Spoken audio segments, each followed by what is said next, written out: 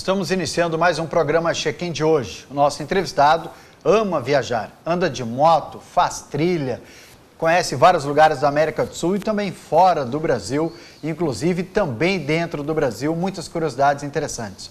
O nosso entrevistado vem de Encantado, o encantadense Augusto Fiorioli. Carlos Augusto Fiorioli, promotor, amigo de grande tempo, inclusive nosso primeiro entrevistado aqui no programa Check-in, há 2 anos atrás, e que volta contando muita história para nós. Estamos ao vivo, canal 15 da NET, canal 15 da Brasrede e também ao vivo pelo Facebook, TV Univates e Facebook Joel Alves. Você pode fazer a sua pergunta ao nosso entrevistado, que a gente repassa, então, a pergunta a Carlos Augusto Fiorioli.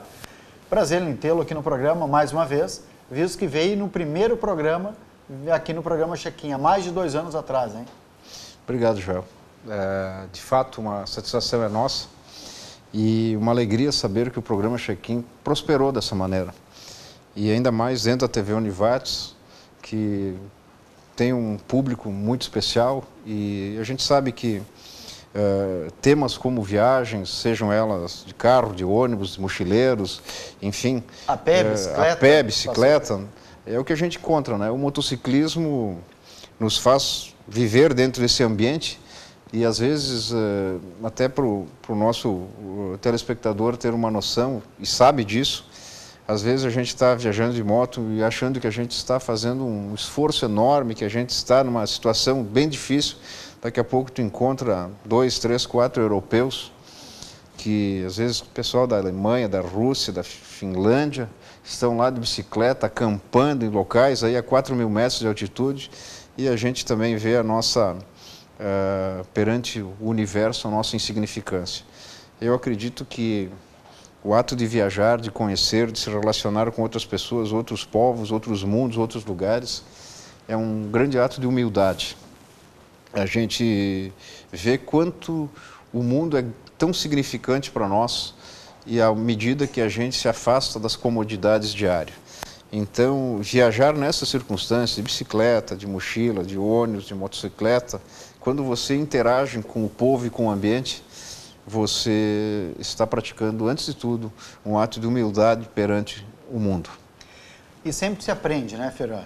Não se sai de casa e volta da mesma forma. Tanto uma viagem próxima e uma viagem, talvez, mesmo que seja de ônibus, de qualquer maneira, mas quando volta, a gente volta com uma bagagem, né, de conhecimento.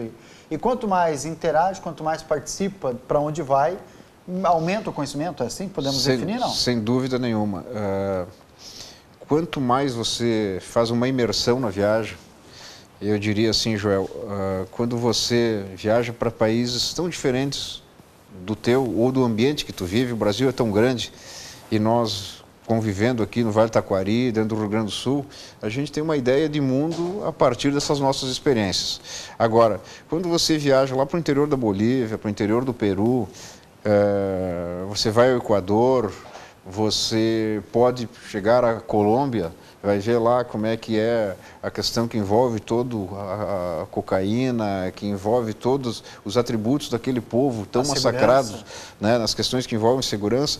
Você faz comparações. Hoje você vai ao Chile e vai ver um país da América Latina já totalmente americanizado.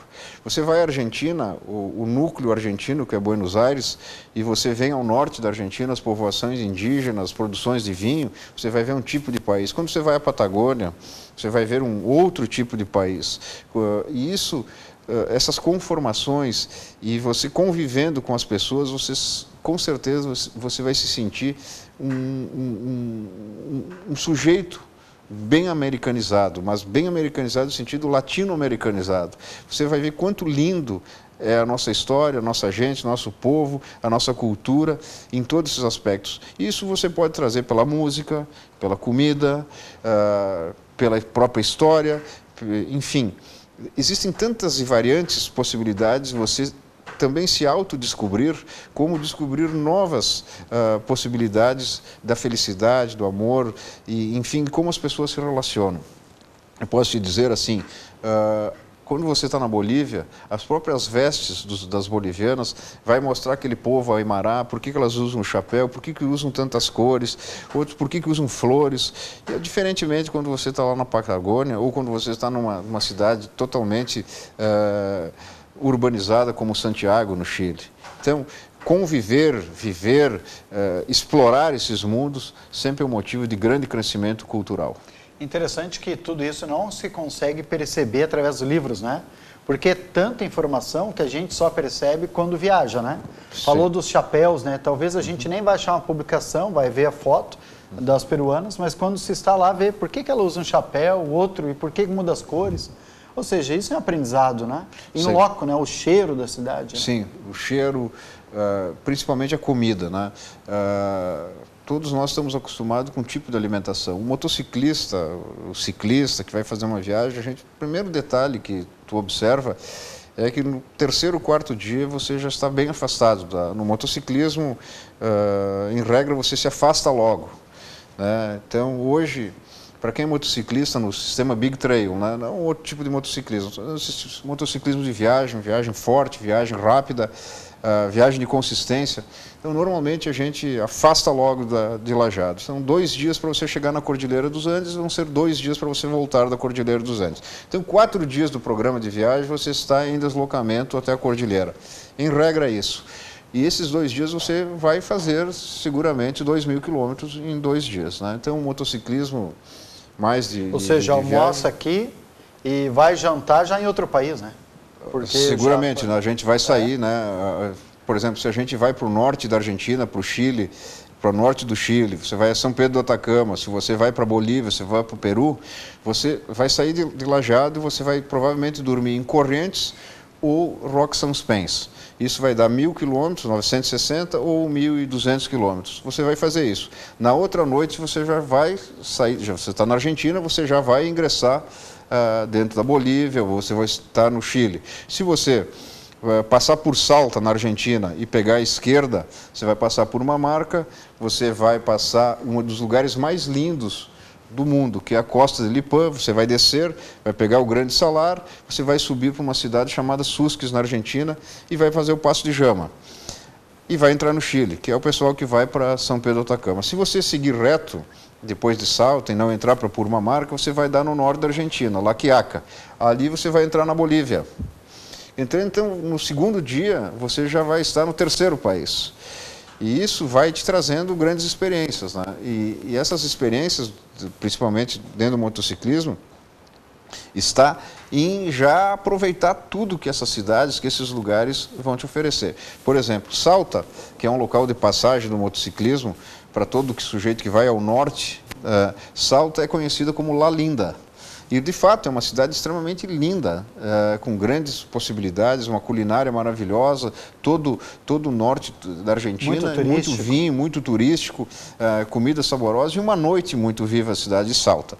E assim vai seguindo. E toda noite, todo lugar, o motociclismo normalmente para 4, 5 da tarde, e o pessoal aí pode conviver com tudo que uma cidade de passagem vai te oferecer. E a ideia é essa, né? Uma das perguntas é se tu sai, por mais confortável que seja a moto, não é tu andar longas distâncias, né? Sem ser confortável. Porque tu também quer, quando parar, quer conhecer um pouco do lugar onde se está, né? Porque a moto, essa é a diferença da moto do carro, né?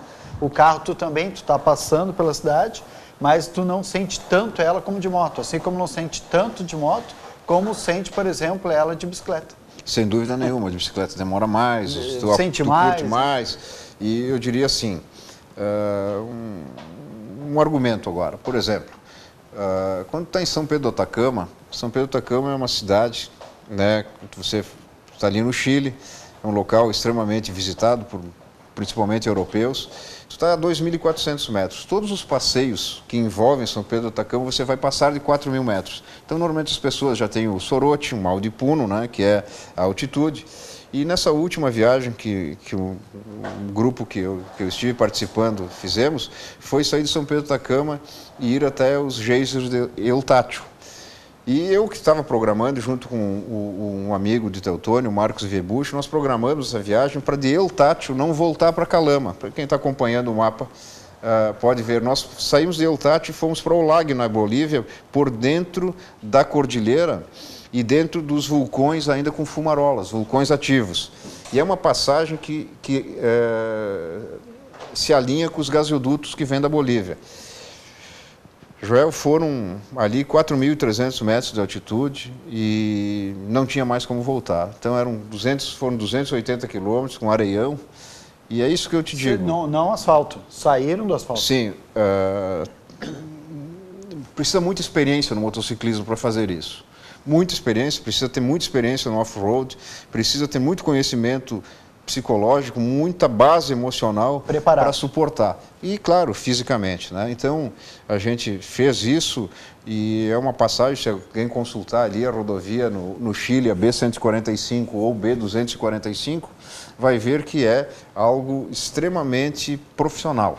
Da mesma forma, quem quiser sair no norte da Argentina, em São Antônio de los Cobres, você vai ali fazer algumas visitações, o viaduto La Polverija, que é o viaduto mais alto do mundo. Que tem a foto, inclusive, nós vamos mostrar. Tem fotos, né, que depois vão passar, mas ali no lado tu pode fazer para o Chile o Passo de Sico e evitar Jama. Sico são quase 250 quilômetros de areia, é difícil, o Dakar passa por ali, é difícil, pesado. Toda a bagagem. Né? E isso, o motociclismo de viagem faz com que você cada vez mais também se autodescobrindo. Essa dificuldade, essa superação também existe. A minha capacidade. A tua capacidade. Não é que você se põe a perigo, mas é necessário para redescobrir lugares que você já passou, para descobrir novos lugares, conviver com isso. Emocionalmente deve ser também uma pressão muito forte, porque não está sozinho, primeiro, né? Não. Tu está junto com um grupo. Se tu, por exemplo, der uma vacilada, tu acaba fazendo com que o grupo também perceba. Estraga o programa do grupo. Exato, então tu tem que estar muito focado, né? Fica muito focado, você se prepara. Que eu acabei antes esquecendo de dizer, na altitude nós saímos muito cedo.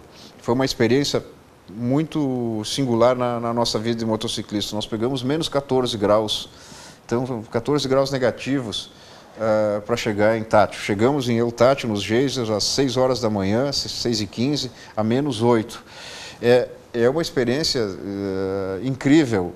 Eu me lembro que tentei parar para tirar foto do painel da moto, marcando menos 14, eu tirei a luva e não consegui. Tive que botar a luva e liguei no máximo os punhos aquecidos da moto e segui. Então, essas situações são situações que tu não controla, que é o ambiente que você tem que suportar. E não tem mais como voltar, tem que seguir.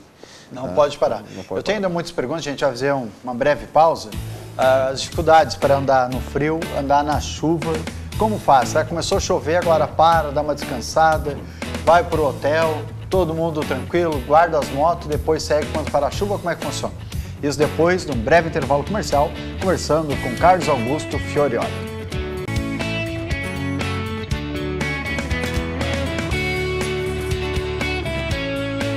Voltamos com o programa Check-in. Nosso entrevistado de hoje é Carlos Augusto Fiorioli, promotor de justiça. Poderia ter dito, não? Pode, né? Claro. Tua profissão, promotor de justiça. E hoje, aqui nos falando a respeito de viagens de moto. Tem muitas dúvidas. A gente foi para o intervalo falando a respeito de chuva. Às vezes nós estamos viajando e aí tu tá no carro assim, limpador, rapaz, quase não vence, aí tu vê, passa um motociclista pelo teu lado, tu diz, como é que esse louco tá enxergando? Tem capacete especial, tem alguma técnica, o que vocês fazem para andar de moto na chuva? Tem bastante coisa que, principalmente, a diferença do carro para a moto, obviamente na chuva sempre é mais perigoso, né? Normalmente as motos Big Trail, que tem aro 21 na frente, aí tem um pneu um pouquinho mais fino, elas lidam melhor com bastante água e com buracos. As motos que são mais baixas, normalmente as 1200 usam aro 19, tem que ter um pouquinho mais de cuidado. Mas o que acontece? Hoje as motos, como os carros, têm vários controles de tração e tem formas de pilotagem. Então, normalmente as motos novas, com grande tecnologia, quando você começa a chover, ou você sai do asfalto e vai para a estrada de chão, você simplesmente mexe numa teclinha do lado direito, no lado esquerdo, dependendo da marca da moto, vai aparecer lá Rain, chuva, Enduro Pro, enfim, você já muda a forma de condução automaticamente na moto. Você desliga o ABS, você liga o ABS E em relação à chuva, você vai estar com capa de chuva. Normalmente não entra água de maneira alguma se você tiver um equipamento bom. Capacetes, da mesma forma, os capacetes são extremamente caros, não só pela própria segurança necessária, mas o produto de visão e da questão do conforto auditivo. Normalmente a velocidade faz com que o vento leve a água lateralmente. Você usa produtos na viseira do capacete que eliminam a água, então tem uma boa visão na moto. Não fica embaçado? Não fica embaçado. Se você usar tem um aplique que você coloca no capacete que não dá embaçamento. Agora, capacetes de marcas de menor qualidade vão fazer com que haja embaçamento, né? Então tem entradas de ar, laterais, mas é bem confortável, perto do que era há 10, 15 anos atrás. Eu tinha minha primeira moto foi uma 81 CG. E aí eu tinha um capacete que... Sim, aberto. Não, era fechado, só que ficava batendo a viseira. Batendo a viseira. Daí um dia eu peguei chuva, indo para Cruzeiro do Sul, a tua cidade. Peguei chuva, rapaz, não enxergava nada. Mas claro que era outro tipo de capacete, né? Hoje... Claro. Bom, vamos ver algumas fotos. E aí o Carlos Augusto Fiorioli vai poder dizer para nós aonde que é essa foto e, inclusive, nos relatar o que está acontecendo. Esse é um dos lugares no Brasil muito famosos, é o Rastro da Serpente, em São Paulo. A partir de Curitiba até Capão Bonito, em São Paulo, você vai fazer ali centenas e centenas de curvas. Essa é uma rota que você vai descobrir o antigo interior paulista, que antigos mineradores, bandeirantes, usavam entre Curitiba e São Paulo.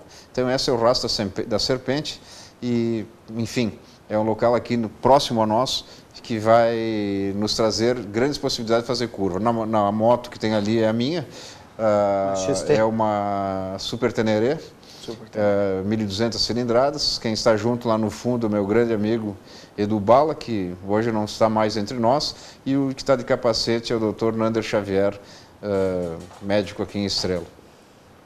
Vamos ver a próxima foto? Essa foto é icônica. Essa foto é num dos lugares, é uma das rodovias mais altas do mundo, é na Abra de la Cay, norte da Argentina, e eu estive lá no ano de 2001. E agora eu prometi que, quando passei por esse santuário, que levaria a Nossa Senhora Aparecida. E agora, em 2017, eu estive lá, 2016 para 2017, estive lá e estou colocando, então, nesse santuário essa santinha. Nos grupos motociclistas, todos os meus amigos que passam, que eu sei que vão passar para o seu local, eu peço que tirem uma foto para saber se a minha santinha está lá. E ainda está? Está, sim, está lá. O motociclista não mexe em nada. Então, esse local aí tem 4.985 metros de altitude. Um avião monomotor, um teco-teco, é o teto, 5.000 metros de altitude. Esse local aí, pode ver o sol e tal, estava nesse momento aí, estava a menos 8 graus, nessa hora que eu coloquei a santinha. Aqui eu e minha filha Juliana, uma viagem exatamente há um ano atrás, 20 de setembro do ano passado, nós fizemos uma viagem pela costa do Uruguai e aproveitamos muito. Ela não foi de moto, ela foi pilotando, foi contigo? Foi comigo, carona. Foi de carona. Né? Só os dois? Garupa, só eu e ela. E recomendo a todo pai que tem filhos na adolescência. Foi maravilhoso. Uma aproximação muito grande, emocionante. Aí, então, vamos ver aí na placa, a RN, Ruta Nacional 40, quilômetro 4.610, Abra de la Cay. É um orgulho para o motociclista poder ter uma foto nesse local. Quem é do motociclismo, do Big Trail, viagem, quando vê RN 40, Ruta Nacional 40, a icônica Rota Nacional Argentina que vai do norte ao sul da Argentina, e esse quilômetro aí, a gente diz que, sem falsa modéstia, mas quem andou por aí é só os fortes. É muito difícil, pela altitude e pela severidade do local. Ali para te acessar, se você sair aqui de São Antônio dos Cobres e você vai até Cafayate, você vai pegar ali seguramente quase 300 quilômetros de estrada de chão. Nessa estrada aí, muita pedra solta? Muito, não. É o famoso rípio com areião. Então, se você cair aí na descida da Abra de la Caille, ninguém mais vai te descobrir. É muito alto, muito alto. Essa foto é uma viagem a Machu Picchu, na Bolívia, com grandes parceiros, foto indo a Machu Picchu, e nós estamos ainda se direcionando a La Paz. Nós estávamos ainda no tempo que essa rodovia hoje é asfaltada, na época não era asfaltada, nós estamos entre a cidade de Potosí e La Paz. Não tinha asfalto, ou seja, que icônica essa foto, é, né? Icônica, né? Quem é que está ali? Toy do Bala? À direita está o Daniel Becker, eu no centro, no fundo aparece o André Tchê e no lado o Delmar Kremer.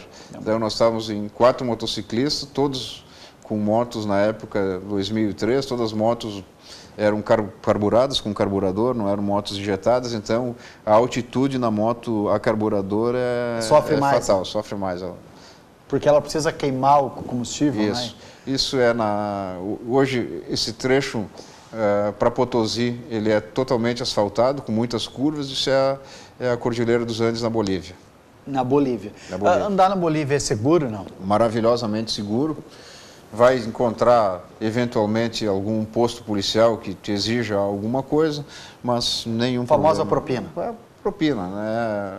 Mas nada mais relevante que isso. Há uma dúvida, muitos que passaram por aqui, a dúvida é se andar pela Bolívia era seguro. Mas aí, neste trajeto da Cordilheira, é seguro. Totalmente seguro. O problema é a selva boliviana. O problema é a selva boliviana, a parte que vem ali da divisa com o Brasil, né? Mas a parte interna, entrando pela Argentina, absolutamente seguro, tranquilo.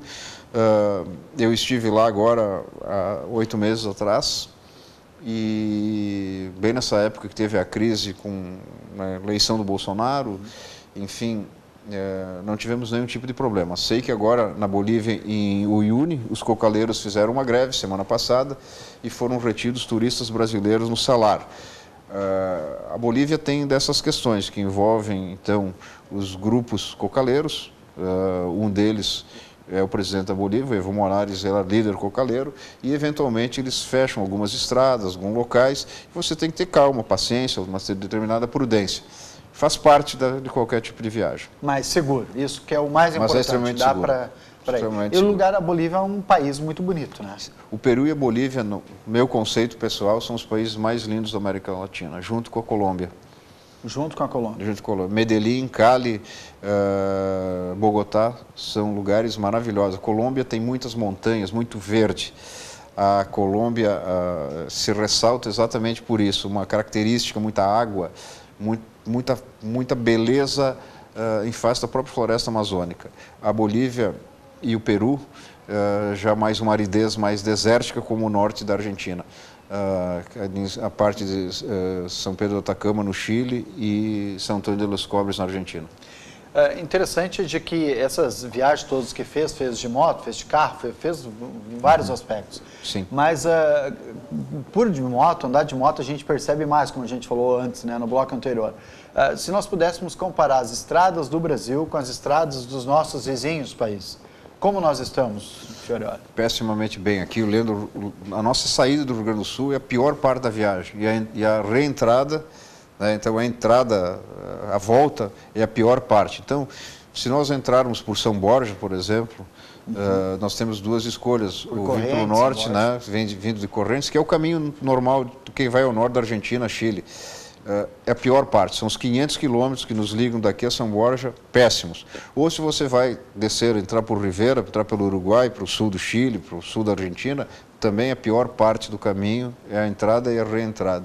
Dentro do Brasil, dentro do Brasil. A pior estrada e o pior ambiente para viajar. Por que pior ambiente? Pior ambiente porque estrada ruim, esburacada, pouco cuidado, muitas vezes mau serviço de postos de serviço. Então não é agradável para qualquer motociclista parte do Brasil. Todo mundo se encanta quando começa a sair do país, estradas muito melhores, trajetos melhores. E quando tu busca sinuosidade na cordilheira, Isso é inevitável, mas você vai encontrar postos de gasolina com melhor assistência, às vezes mesmo na Argentina tem pequenos postos, mas sempre tem uma lancheria, tem alguma comida boa, tem alguma bebida boa que tu possa encontrar. Aqui no Brasil é complicado. E quando sai do Brasil na Argentina, tu anda muitos quilômetros, 600, 700, 800 quilômetros entre cidades, né? Sim, ou seja, bastante. Praticamente cidades desertas, né? E mesmo assim, no deserto do Atacama, por exemplo, é iluminado, grande parte, não todo, mas grande parte dele, né? Sim. Não dá para entender como isso não acontece no Brasil, iluminado, por exemplo, rodovias e em perímetros urbanos, né? Bastante iluminados. Então são características de cada país, né? Por exemplo, andar de moto em Santiago, no Chile, é um inferno. É complicado, muito trânsito, muito movimento. Cidade grande. Ainda mais se tu tiver uma moto como essa que apareceu aí, com bauletes laterais, tu não consegue passar entre os veículos, é difícil. A moto ferve, esquenta e tal, tu te sente mal, muita roupa, muita bagagem. Mas quando tu sai dessas áreas urbanas, tipo Buenos Aires, Santiago, pode ser em Assunção, pode ser própria Corrientes que tu tem que atravessar por dentro da cidade, aí tem que ter bastante cautela. Mas fora disso, quando abre estradas, por exemplo a Transchaco, quando sai de Corrientes e vai a Salto, são praticamente 900 quilômetros em linha reta. E tu não vai encontrar nada, é o deserto. E daqui a pouco tu encontra uma pequena cidade, um grande posto de gasolina, você pode parar com segurança, fazer tua refeição, tomar um banho se quiser, enfim. Aí depende da estratégia da viagem. Carlos Augusto Fiorioli, que já andou muito de moto, vamos saber quantos mil quilômetros ele já andou e se já passou por situações difíceis, quedas, tombo, motos estragadas, depois de um breve intervalo comercial, conversando com Carlos Augusto Fiorioli.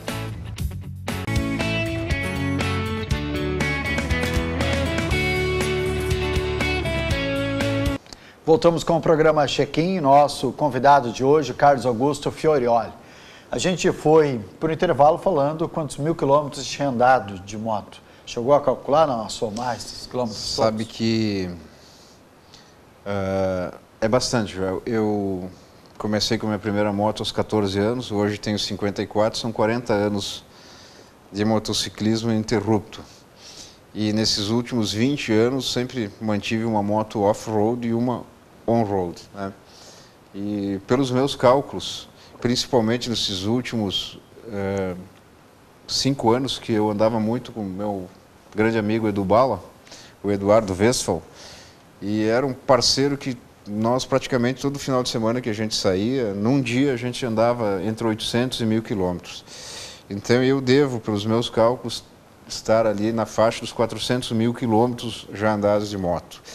Tenho certeza que se o Edu tivesse hoje em dia ainda entre nós, nos próximos 10 anos nós íamos alcançar a meta de eu ia alcançar 500 mil. O Edu seguramente fez isso muito mais. O Edu chegava a andar 90 mil quilômetros por ano de moto, chegava a andar 70, 80 mil.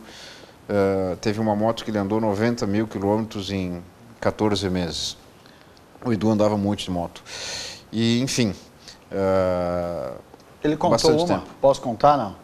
Edu Bala esteve aqui no programa, dele disse que vocês dois estavam viajando, se eu não me engano, na Serra do Rio do Rastro. E aí vocês saíram da estrada e pegaram uma trilha.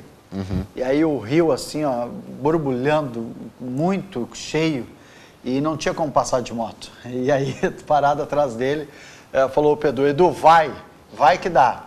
Se tu for, eu vou. E aí ele disse, tu vai mesmo? Ele contou aqui no programa. Daí tu falou para ele, não, pode ir que eu te acompanho. Ele acelerou, disse, capaz que o Fiorioli vai. Ele acelerou e saiu do lado do rio, vocês saíram rindo. Ou seja, ele tinha um carinho imenso por ti também, falou muito grande durante o programa. Muito grande, um grande parceiro, uma falta enorme. O Edu seguramente, entre nós, era um dos motociclistas mais completos. Ele conhecia palmo a palmo o Rio Grande do Sul até São Paulo. O Edu era devoto Nossa Senhora de Fátima e Nossa Senhora Aparecida, perdão, e ele todo ano ele ia 2, 3 vezes. Então o Edu é um cara que faz muita falta entre nós dentro do motociclismo, nas turmas que ele participava, especialmente a mim, que nós em finais de semana sempre andávamos juntos. E seguramente o Edu era um personagem icônico do motociclismo em Lajeado. Se emociona, mas porque se fala de amigo, né? Nós somos humanos, tem que ser assim mesmo. Ah, sem dúvida nenhuma. O motociclismo de viagem cria muita junção dentro de uma amizade. Faz com que tu viaje com a pessoa por lugares tão difíceis e uma das suas questionamentos, as situações que pode acontecer, um tombo, um motor quebrado, uma relação quebrada, um pneu furado, uma chuva, enfim.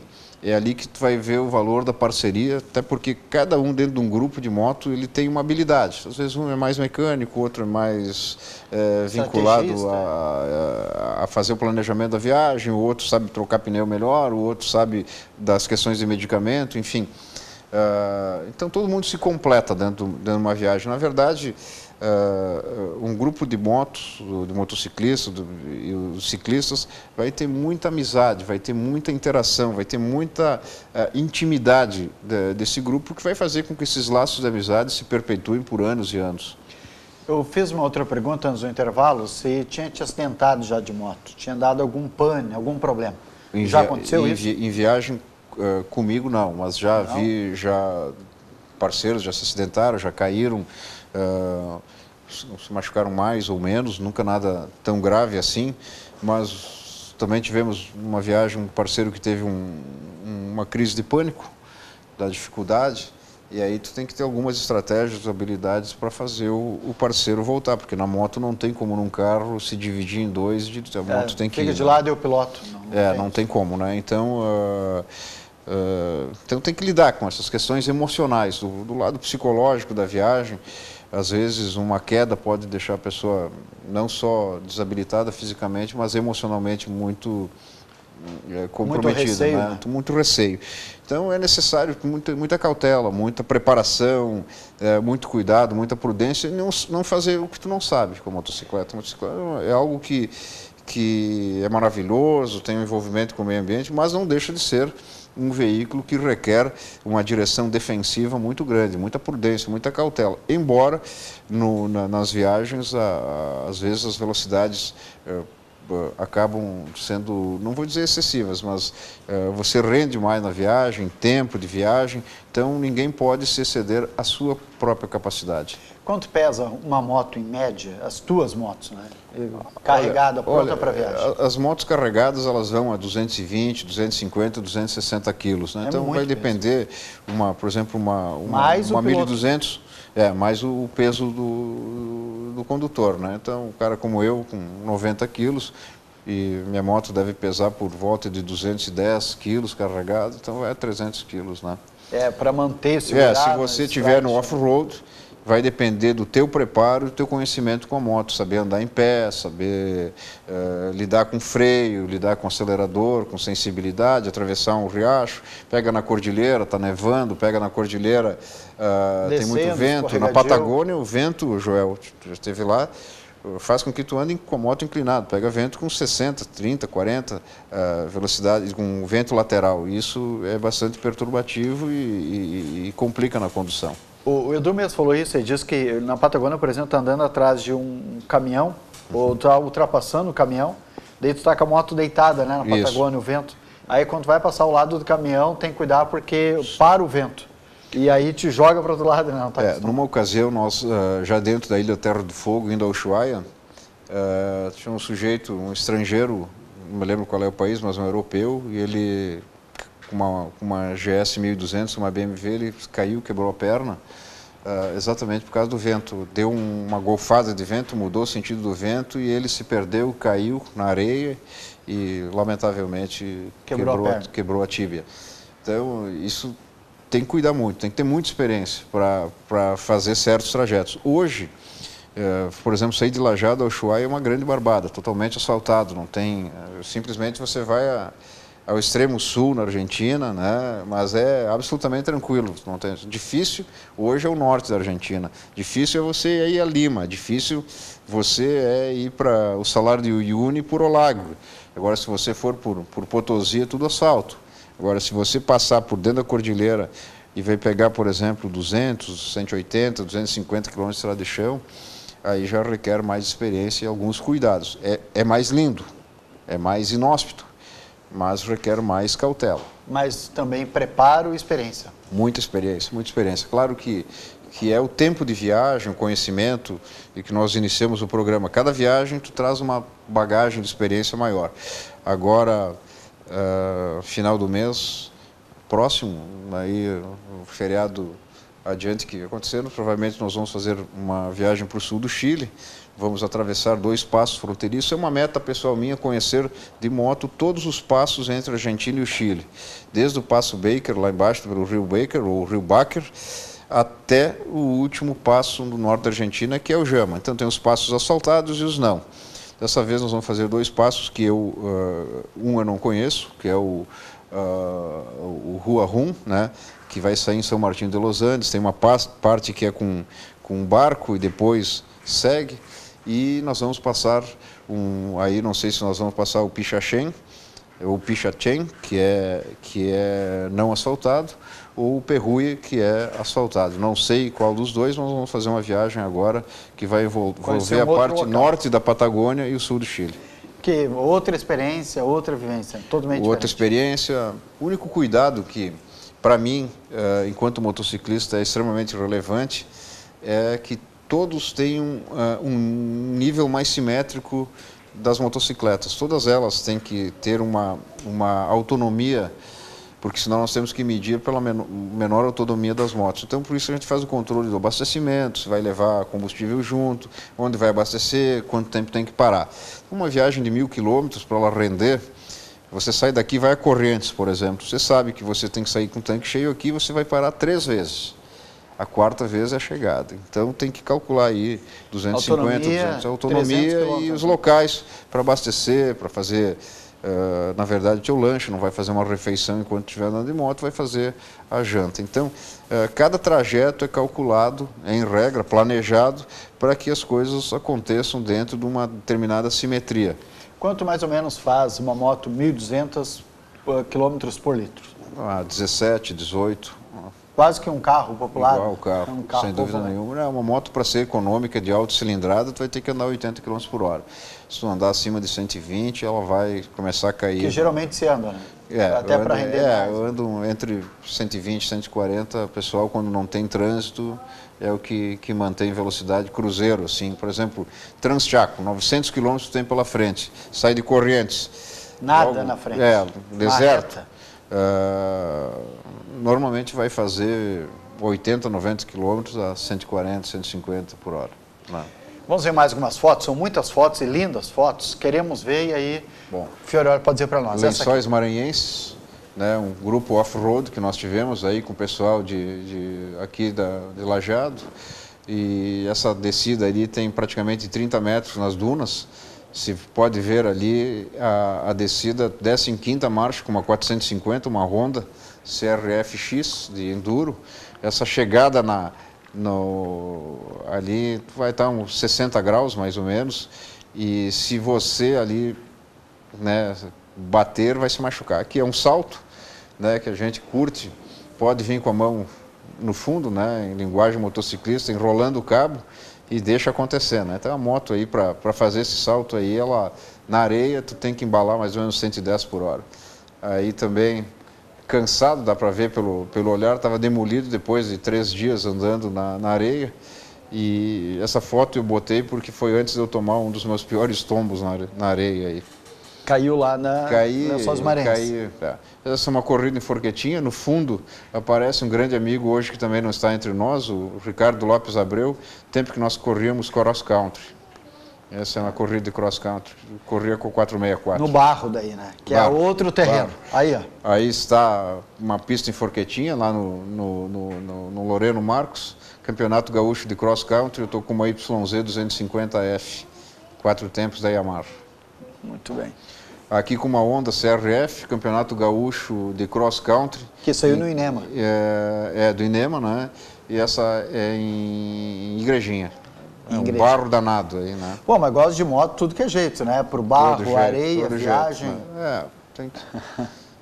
Bom, vamos fazer o último intervalo, breve pausa, a gente volta em seguida conversando com Carlos Augusto Fiorelli, que como vimos nas fotos, ama motocicleta e vai passar algumas dicas para aqueles que estão nos assistindo e pensam em viajar de moto. em que tem que se preocupar, o que levar junto, depois do intervalo comercial.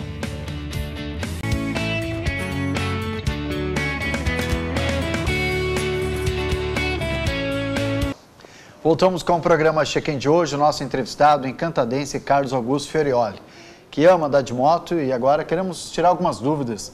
Aqueles que estão pensando em viajar de moto, tem uma cilindrada ideal para viajar? É melhor Big Trail ou Trail, né? Abaixo de 600 cilindradas é Trail, né?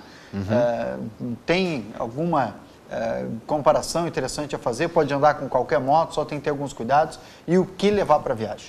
Tá certo. Qualquer moto é felicidade garantida. Pode ser uma bis, pode ser qualquer moto de 100 cilindradas, 150, 190, 200, 250, 300, 400, vai até as 1.200, 1.600, não importa a moto. Só vai medir o trajeto e o tempo. Então, mas qual é a melhor viagem para o iniciante aqui? Quem mora em Lajeado, Vale do Taquari. Boa. Ir ao Uruguai. Ir até Montevidéu, Colônia do Sacramento, Carmelo no Uruguai, Punta del Este, fazer a Costa Doce, a Costa do Sol do Uruguai, entra aqui pelo Chuí ou entra por Rivera e vai fazendo esses caminhos. Por quê? Porque não tem serra, estrada boa, lugar bom, tem muita assistência técnica, nada vai te acontecer de mal. Quantos quilômetros dá até? Até Montevidéu, 1.000 quilômetros, ou se você chegar em Durazno, pegar a direita, vai chegar em Colônia do Sacramento, na divisa com Buenos Aires, também 1.000 quilômetros. Então, melhor viagem para o iniciante, andar no Uruguai. Depois que você tiver toda a experiência no Uruguai, vai pegar chuva, vai furar pneu, você vai sentir que é ficar 5, 6 horas, vai acostumar as nádegas e tudo. Enfim, você vai se ambientar, você já está pronto para fazer uma viagem para o norte da Argentina. Você já pode começar a dar uma de paulista. Planejar. O paulista, motociclista, ele compra uma moto, se equipa todo e diz que vai para o Atacama. O Atacama é um deserto, ele na verdade está indo para o São Pedro do Atacama. Aí ele quer ir para lá. Todo paulista faz isso, né? Gosta de ir para o São Pedro do Atacama, é o lugar que tu mais vai encontrar brasileiro de São Paulo. E aí o gaúcho também vai poder já ir para Correntes, vai fazer os seus 1.000 quilômetros, depois vai a Salta, né? E ele já vai estar ali em Susques, vai estar com 1.600 quilômetros, ele já vai estar no terceiro dia dormindo em São Pedro do Atacama, também com qualquer moto. Se tu fizer de bis, vai demorar um pouco mais. Vai demorar 4 dias. Se tu tiver com uma GS 800, se tiver com uma Triumph 800, uma 1200, vai estar com uma Africa Twin da Honda, vai estar com uma Yamaha, isso aí em 2 dias tu vai estar lá. Não importa a cilindrada, você vai ser feliz de qualquer maneira. Achei interessante a frase que utilizou agora há pouco no intervalo, disse, para a mulher, bom não levá-la de carro. A primeira vez, por que não, Fiorioli? Não, o que acontece com a garupa, né? Com as pessoas que... Eu considero que o motociclismo é extremamente egoísta, só aproveita o motociclista. É difícil que você tenha alguém que vai gostar de ser garupa, passar trabalho, às vezes estar no carro, no conforto, tomando chimarrão, na caminhonete, com 2 ar-condicionado, com multimídia. A mulher vai estar com o cabelo dentro do capacete, fazendo barulho, batendo o capacete no capacete do marido na frente, não tendo nem como dar uma cochilada, dormir, faz curva, mexe o corpo. Pega chuva, pega poeira, mau cheiro da estrada. Quem faz isso é guerreira. É guerreira, é muito. Eu quando vejo mulheres engarupadas e viajando, e isso não é tão incomum assim, eu aplaudo, porque olha, é um amor de fé, viu? É um amor muito grande para suportar viajar de moto, porque eu considero muito egoísta. Teve uma ocasião que eu e Edu Bala chegamos num posto de gasolina aqui no Brasil, ali em Osório, e encontramos 4 casais com as esposas, né? E nós fomos conversar, porque o motociclista se dá muito bem, né? E eu até disse assim, mas que beleza, vocês com as esposas, assim, né? Esse é o sonho de todo motociclista, poder viajar com a sua esposa, né? E eles disseram assim, para, cara. Nós estávamos olhando para vocês dizendo que felizes vocês que estão sozinhos, né? Então, o que aconteceu? Nós estávamos, de alguma maneira, não os invejando propriamente, mas felizes porque eles estavam com companhia. E eles felizes porque nós estávamos sem companhia. Então, é aquela eterna insatisfação do ser humano, né? Que às vezes parece que onde está não é bom. Mas, na verdade, a realidade é essa. O motociclismo é bastante egoísta, só aproveita que quem está pilotando a moto, está curtindo aí, e quem está atrás na garupa no meu modo de ver o motociclismo, é extremamente desconfortável. E tem algumas motos, as esportivas, é mais desconfortável ainda, né? Porque a Big Trail geralmente tem até como Big Trail escorar. Tem tudo, né? A Big Trail chega a ter conforto térmico no banco, aperta uma teclinha, a posição é fácil, né? Nas esportivas, na super esportiva, é uma moto com velocidade, é uma moto que não é para essa finalidade. Então, é praticamente impossível viajar com uma super esportiva, difícil viajar com uma moto esportiva e, enfim, a gente deve usar o instrumento, o meio, o veículo apropriado para a atividade que você vai fazer. É que nem jogar futebol de campo com tênis de futebol de salão. Não é para isso. Não é para isso. Então, você vai encontrar, então, motos de qualquer marca, de todos os modelos, para a atividade que vai fazer. Se você vai fazer uma viagem longa, procure uma moto trail ou big trail, né? Você vai ser feliz. Se é baixinho, não se preocupa, tem como baixá-la um pouquinho. Sim, principalmente a marca da BMW, eu reputo uma das marcas mais inteligentes no crédito de mercado. Ela cria kits para pessoas que têm menos que 1,70 m. Então, você baixa a moto vai ficar adaptada ao tamanho. Isso faz com que o teu público consumidor seja enorme. E não é por nada que essa marca alemã tem tanto sucesso, não só pela qualidade, como eu prefiro pessoalmente as motos japonesas. Eu gosto mais das motos japonesas, acho que são melhores que as motos europeias. Mas é um conceito pessoal muito próprio meu. Eu acho que hoje Kawasaki, Yamaha, Honda superam as marcas europeias como BMW, como Triumph, enfim. É opinião muito particular minha. Embora as marcas mais vendidas no Big Trail muito hoje é a BMW, né? Então que tem mais acesso. Mais saída. Vamos ver mais algumas fotos, porque são fotos tão bonitas que a gente não quer desperdiçá-las. Essa aqui. Na Bolívia, em Visajón, em direção a Potosí, dá para ver o pedágio. É uma tranca, né? Você entra ali para pagar e o boliviano vai te cobrar o preço que ele achar que tem que cobrar. De acordo muito com embora a cara do freguês. Da cara e da nacionalidade. Mas é tranquilo, é tranquilo. Aqui é no Rio Grande do Sul, Arambaré. Arambaré, na beira da Lagoa dos Patos. Uma viagem maravilhosa, 330... Também boa para quem quer maravilhosa, 330 quilômetros de Lajeado. Boa. Aqui é em Santa Catarina, na barragem, né? E, enfim, a inundação do rio fez com que sobrasse a igreja. Aqui o lugar mais alto do Rio Grande do Sul, São José dos Ausentes, Pico do Monte Negro, 1.040 metros de altitude. Eu e o Edu Bala devemos ter ido aí não menos que 30 vezes. 30 vezes? Isso. É gostar de Está ali o nosso amigo Edu Bala. Edu Bala. Esse programa faço em homenagem a ele. Edu Bala, muito bom. No fundo, a montanha mais alta da América Latina, a Aconcagua, e essa cruz em homenagem a todos os que escalaram e morreram na altitude do Aconcagua. Aí na passagem Argentina-Chile, Laguna de Ladia, na beira de um hotel. Que cena bonita.